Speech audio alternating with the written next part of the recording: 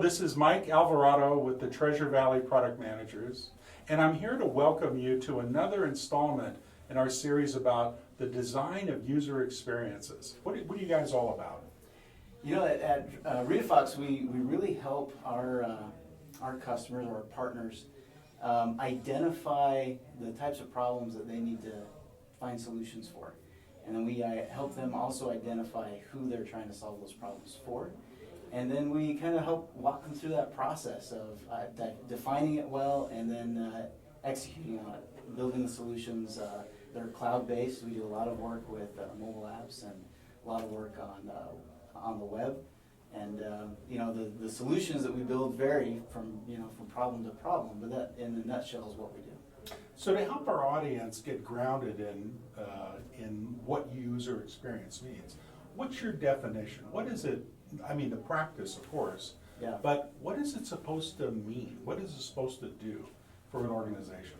So, if I take a step back, even outside of the web and just a general definition, I see it as the user experience encapsulates kind of that flow of engagement between an individual and a provider, whether that be a service, a product, or any other kind of interaction between the provider and that individual. That's how I define the user experience. So you hit on something which I think is extremely important, which is you've got to get out of your technology silo.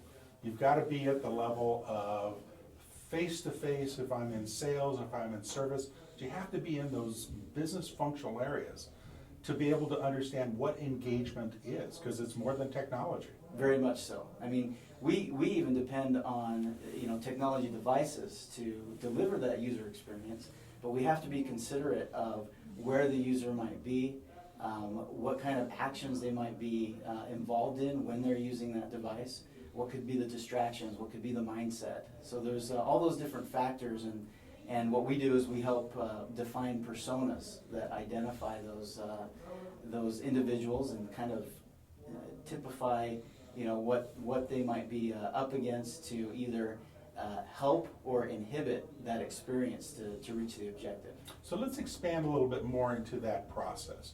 What are the things that ultimately help ensure that there's going to be a successful user experience that's going to be compelling and you want to have them come back for more? How do you shape that whole process? Well, I think the most important part in shaping the user experience and to do it well is to have users.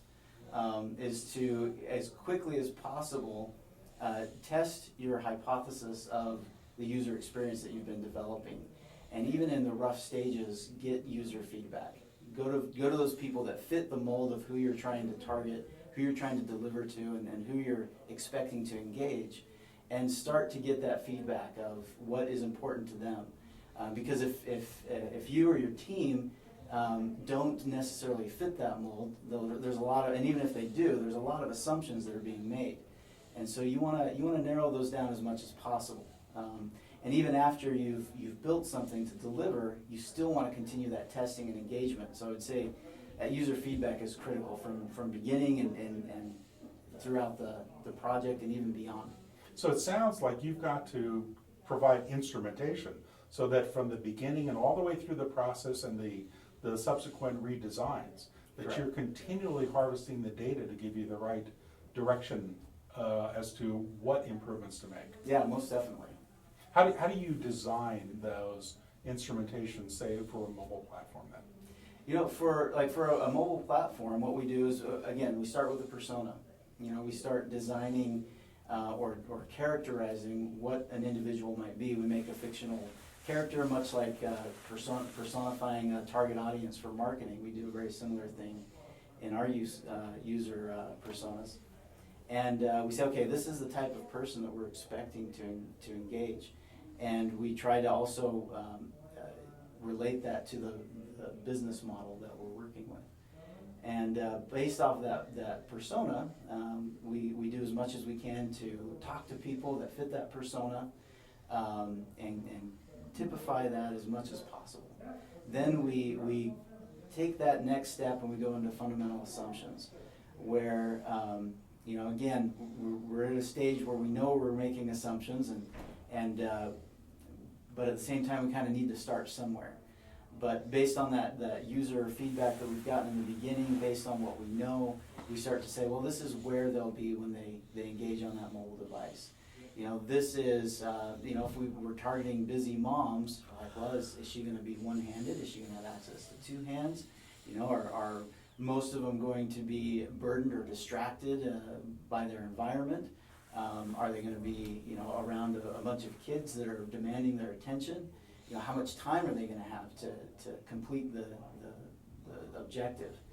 And we take all those things kind of into account, and we say, okay, how do we be aware of the challenges and the advantages of this person's environment and use them to create experience that is meaningful? Well, this has been extremely valuable, and if I was looking to have a UX partner, I certainly would think about calling Ben Whitaker at Riafox. But let me close with a question about kind of like tips or keys to success. What couple of things would you advise anyone who either wants to be known as an expert in this area or wanted to develop a reputation to get really good UX people who want to work with them? You know, I would say, again, making that user the forefront of the defining process, of the design process, and not forgetting about the user after the project's done. I mean, if you can always keep that user at the forefront, then you really start to become an expert at how people are using different things and different solutions in different areas. And you know, I think that really starts to help solidify an individual as an expert there, just because they understand a diverse set of users through experience. All right, thanks, Ben. Yeah. Well, on behalf of our audience, I want to thank Ben Whitaker for spending some time talking about his insights based on many years of experience. So thanks, Ben. Yeah, you're welcome. Thank you.